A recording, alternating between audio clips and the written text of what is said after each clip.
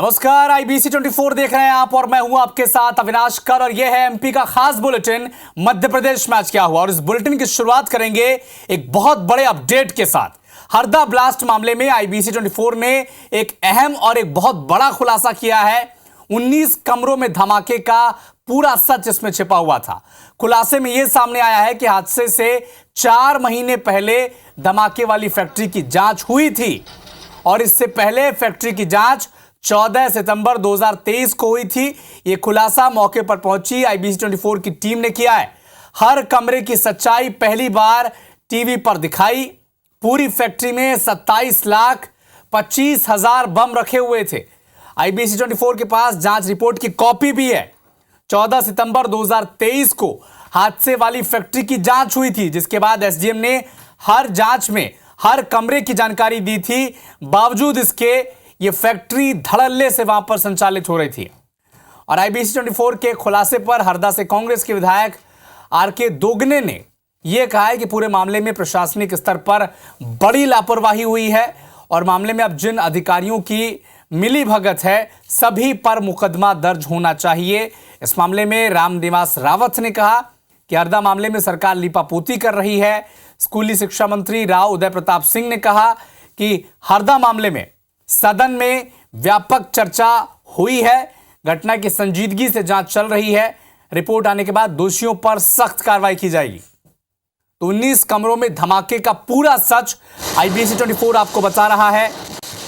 इस हादसे से पहले ही जांच हुई थी, बताए गए थे सभी जानकारी। इसके बावजूद प्रशासनिक स्तर पर बड़ी लापरवाही हुई है। विधायक भी कह रहे हैं, कांग्रेस के नेता भी कह रहे हैं कि कार्रवाई होनी चाहिए। जिन अधिकारियों की मिलीभगत इसमें थी, क्योंकि धड़ल्ले से यह पटाखा फैक्ट्री संचालित की जा रही थी।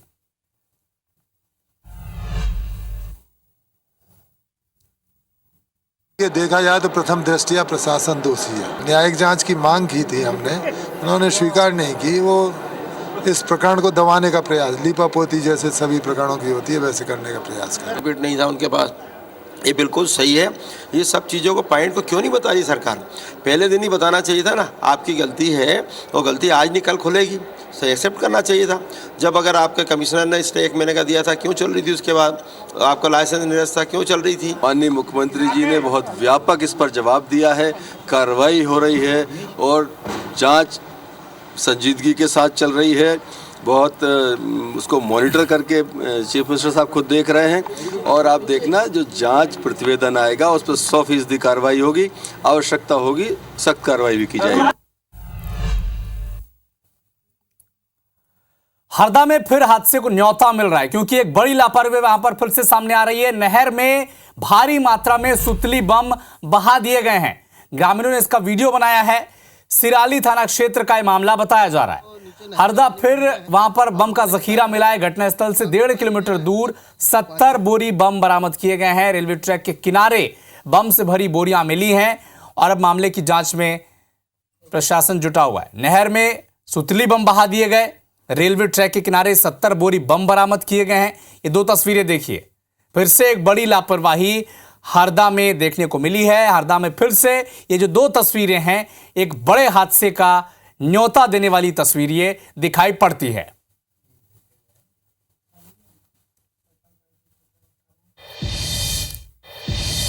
हरदा हादसे के बाद ग्वालियर पुलिस प्रशासन और नगर निगम एक्टिव मोड पर है। SDM और पुलिस के अधिकारी लाइसेंस की शर्तों, CCTV कैमरे और फायर सेफ्टी की जांच कर रहे हैं और नियम के मुताबिक नहीं मिलने पर कार्रवाई भी कर रहे हैं। एक रिपोर्ट आप देखें।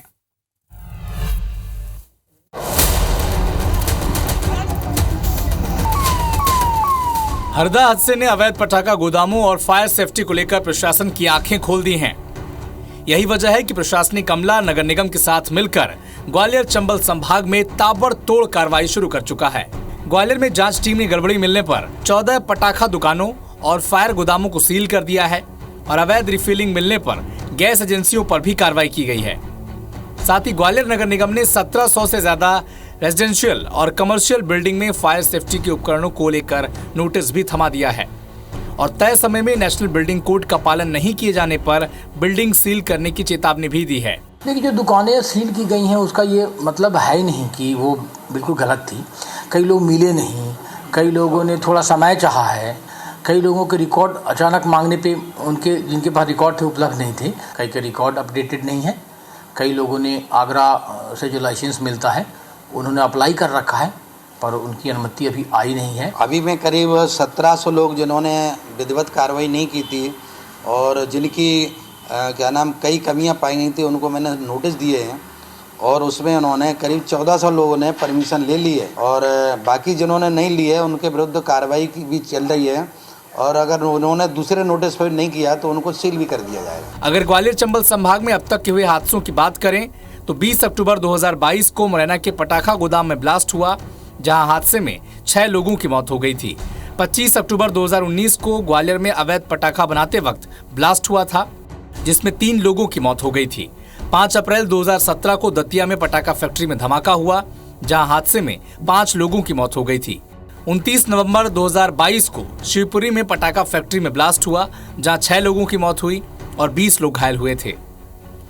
इधर हरदा हादसे के बाद पटाखा दुकानों और गोदामों के आसपास रह रहे स्थानीय दहशत में हैं। ग्वालियर के भी अंदर इस प्रकार की कई फैक्ट्रियां चल रही हैं, कुछ गिरवाई क्षेत्र के अंदर हैं, ऐसे ही शायद अन्य क्षेत्रों में भी हैं। तो जो शहरी क्षेत्र के अंदर चल रही हैं तो कहीं ना कहीं ये मैं मानता हूँ कि ये हादसे का बड़ा कारण बन सकती हैं। आज नहीं तो कल नहीं तो परसों ये हादसे होंगे। छापामार कार्रवाई कहाँ हो रही है? जब गोदाम खाली पड़े हैं वहाँ छापामार कार्रवाई हो रही है। जब माल रखा है करोड़ों रुपए का, जब मरने की आग लगने की स्थिति है, वहाँ कार्रवाई हुई? कुछ नहीं हो रही। मेरा मानना ये है कि इस प्रकार की फैक्ट्रियों पर तो बैन लगना ही चाहिए और उनकी जांच पड़ताल होना चाहिए, लेकिन हम ये सिर्फ खाना पूर्ति कर रहा है प्रशासन, ये तो बहुत ही गलत है। बहरहाल आंकड़े बताते हैं कि केवल ग्वालियर ही नहीं, पूरे ग्वालियर चंबल संभाग में कई अवैध पटाखा फैक्ट्रियां संचालित हो रही हैं, जिस पर अब पुलिस और प्रशासन ताबड़तोड़ कार्रवाई कर रहा है। नासिर गौरी, IBC 24, ग्वालियर। प्रधानमंत्री नरेंद्र मोदी 11 फरवरी को मध्य प्रदेश के झाबुआ से लोकसभा चुनाव का शंखनाद करने जा रहे हैं। झाबुआ प्रवास के दौरान मोदी आदिवासी बाहुल्य क्षेत्र में एक रैली को संबोधित करेंगे और इस रैली को सफल बनाने के लिए बीजेपी नेता और कार्यकर्ता जुटे हुए हैं। प्रधानमंत्री कार्यक्रम पर कांग्रेस से झाबुआ के विधायक डॉक्टर विक्रांत भूरिया ने कहा है कि जहां सम्मेलन हो रहा है यह वही स्थान है जहां आदिवासियों से उनकी जमीन छीनी जा रही है, आदिवासियों को उनकी जमीन से बेदखल किया जा रहा है।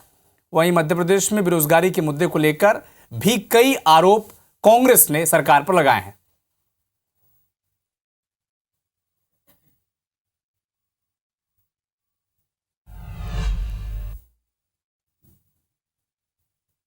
प्रधानमंत्री जी आ रहे हैं और जब मेरा चुनाव था तब उस दौरान प्रचार में भी प्रधानमंत्री जी झाबुआ आए थे, तो कहीं ना कहीं उनका बहुत लगाव है झाबुआ से, तो ये अच्छी बात है और वो 11 तारीख को जब आएंगे उनका स्वागत है। बस मैं उनसे यही कहना चाहूँगा कि क्योंकि जनजाति एक बहुत बड़ा सम्मेलन वहाँ कर रहे हैं, वहाँ पर आदिवासियों को ज़मीन से बेदखल करा गया है और मैं चाहूँगा कि इस चीज़ का संज्ञान प्रधानमंत्री जी को लेना चाहिए। आज सबसे बड़ा मुद्दा रोजगार है और आज युवाओं को दर दर भटकना पड़ रहा है, रोजगार मिल नहीं पा रहा। कल विधानसभा में मैंने ये प्रश्न लगाया था रोजगार के संबंध में। हम पूरी ताकत से 13 फरवरी को एक जंगी प्रदर्शन विधानसभा घेराव का करने जा रहे हैं, जिसमें हमारे राष्ट्रीय अध्यक्ष VV श्रीनिवास जी उपस्थित रहेंगे, जीतू पटवारी जी उपस्थित रहेंगे, उमंग सिंगार जी उपस्थित रहेंगे, विधायक दल उपस्थित रहेंगे और साथ में वो सभी युवा संगठन उपस्थित रहेंगे जो रोजगार की लड़ाई लड़ रहे हैं। मध्य प्रदेश की लाडली बहना योजना को लेकर एक बड़ी खबर सामने आ रही है। 18 से 21 साल की महिलाओं को अब योजना का लाभ नहीं मिलेगा। महिला बाल विकास मंत्री निर्मला भूरिया ने सदन में इसकी जानकारी सबको दी है। 18 से 21 साल की महिलाओं को जोड़ने का प्रस्ताव नहीं है और कांग्रेस विधायक झूमा सोलंकी ने यह सवाल पूछा था। चुनाव के दौरान शिवराज सिंह चौहान ने ऐलान किया था कि 18 से 21 साल की महिलाओं को भी योजना से जोड़ने का ऐलान उस वक्त पूर्व मुख्यमंत्री शिवराज सिंह चौहान ने किया था, लेकिन अब जानकारी दी गई है कि 18 से 21 साल की महिलाओं को जोड़ने का प्रस्ताव नहीं है।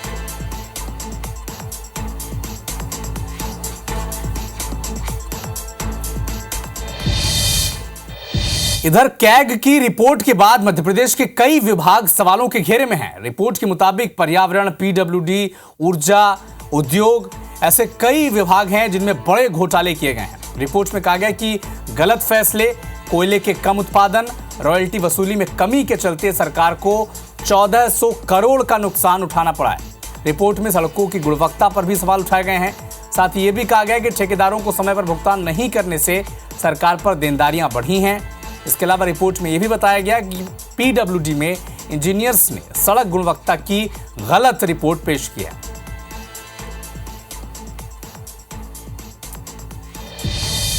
विधानसभा सत्र की बात करते हैं। मध्य प्रदेश विधानसभा के बजट सत्र का आज तीसरा दिन रहा। उपनेता प्रतिपक्ष हेमंत कटारे ने इस दौरान एक बड़ा बयान दिया। कहा कि अनुपूरक बजट पर चर्चा में कर्ज का मुद्दा उठाएंगे। सरकार से कर्ज वापस जमा करने का प्लान भी पूछा जाएगा। कैग की रिपोर्ट पर विपक्ष का सरकार से यह सवाल है कि मध्य प्रदेश में कई पैमाने पर घोटाले चल रहे हैं। सरकार के दबाव में अफसर घोटाले कर रहे हैं।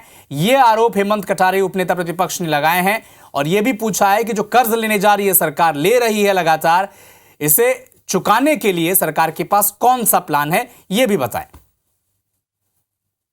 देखिए, कैग की जो रिपोर्ट है वास्तविकता में हैरान कर देने वाली ये रिपोर्ट है। कंप्ट्रोलर एंड ऑडिटर जनरल ने जो टिप्पणियां करी हैं, पूरे मध्य प्रदेश शासन को, फाइनेंस विभाग को कटघरे में खड़े करने वाली रिपोर्ट है। अगर अभी भी आंखें नहीं खुल रही हैं तो फिर कब खुलेंगी ये मुझे नहीं पता। एक विभाग में इस तरह से आप और छोड़िए, प्रधानमंत्री जी के जो आवास हैं, जिनके नाम का 24 घंटे गुणगान करते हैं, आप देखिएगा अंदर मुख्यमंत्री को तो नाम लेना भूल जाते हैं। उनके आवासों में तक जो है भ्रष्टाचार हो रहा है, अपात्र लोगों को दे दिए हैं कई सारे। लोकसभा चुनाव से पहले जिला निर्वाचन अधिकारी ग्वालियर ने फोटो युक्त मतदाता सूची का अंतिम प्रकाशन कर दिया है। वोटर लिस्ट का प्रकाशन मान्यता प्राप्त राजनीतिक दलों के प्रतिनिधियों की बैठक के बाद किया गया है। राजनीतिक दलों के प्रतिनिधियों को पुनर्निरीक्षण कार्यक्रम के तहत अंतिम रूप से प्रकाशित मतदाता सूची की सॉफ्ट कॉपी और हार्ड कॉपी सौंपी गई। इस दौरान प्रतिनिधियों से मतदान प्रतिशत बढ़ाने में सहयोग करने की अपील भी की गई।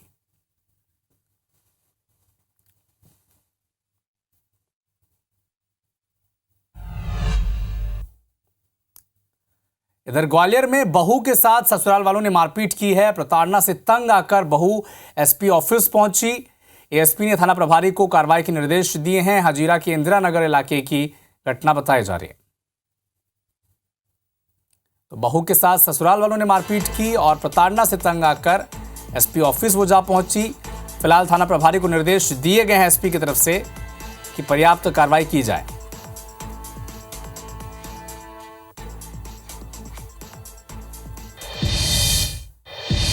इधर इंदौर में नगर निगम में वाहन चालक ने गार्ड पर रिवॉल्वर तान दी है। गलत जगह वाहन लगाने से गार्ड ने मना किया था। निगम के सीसीटीवी में यह घटना कैद हो गई है। एमजी रोड थाना पुलिस मामले की जांच में अब जुटी हुई है। नगर निगम में वाहन चालक ने गार्ड पर रिवॉल्वर तान दी। पार्किंग को लेकर यह विवाद था। गलत जगह पर वाहन लगाने से गार्ड ने मना किया था, जिसके बाद रिवॉल्वर तान दी गई गार्ड पर।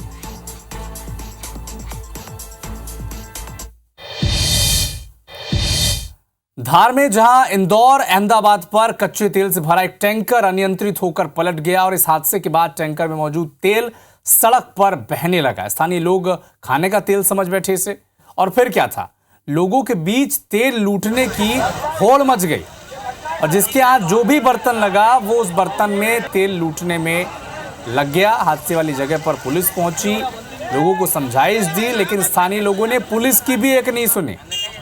अपने बर्तनों में तेल भरकर अपने घर ले गए।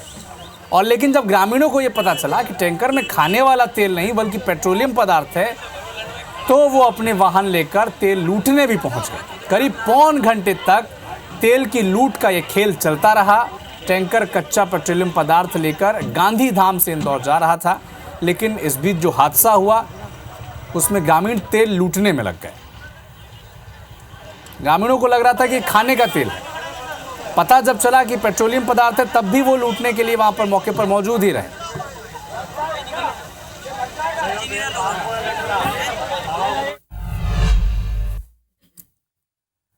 मुरैना में सबलगढ़ तहसील के पास जंगली जानवरों ने भेड़ों के झुंड पर हमला कर दिया। इसमें करीब 30 भेड़ों की मौत हो गई है। 15 भेड़ घायल हो गए हैं। ग्रामीणों की माने तो यह हमला तेंदुए ने किया है। वन विभाग ने लकड़बग्घे के हमले की आशंका भी जताई है। मामले में अपर कलेक्टर ने जांच के बाद कार्रवाई के निर्देश दिए हैं। कहा है कि पीड़ित किसान को नियम के मुताबिक मुआवजा दिया जाएगा। अधिकारी कह रहे हैं कि जंगल में सर्चिंग बढ़ाने के निर्देश वन विभाग को दिए गए हैं।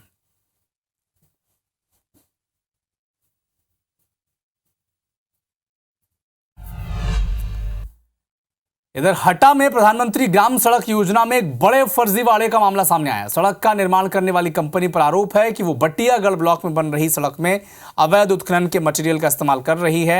जगह जगह पर धड़ल्ले से अवैध उत्खनन परिवहन चल रहा है और अवैध मटेरियल से सड़क निर्माण से शासन को लाखों के रॉयल्टी का राजस्व का नुकसान हो रहा है।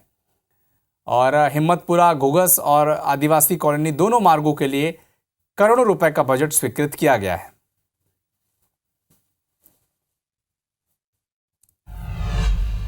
तो फिलहाल इस बुलेटिन में इतना ही, लेकिन देश और दुनिया के साथ एमपी और छत्तीसगढ़ के तमाम अपडेट के लिए आप देखते रहिए IBC 24। आगे देखिए छत्तीसगढ़ी भाषा में खास कार्यक्रम हमर बानी हमर गोठ।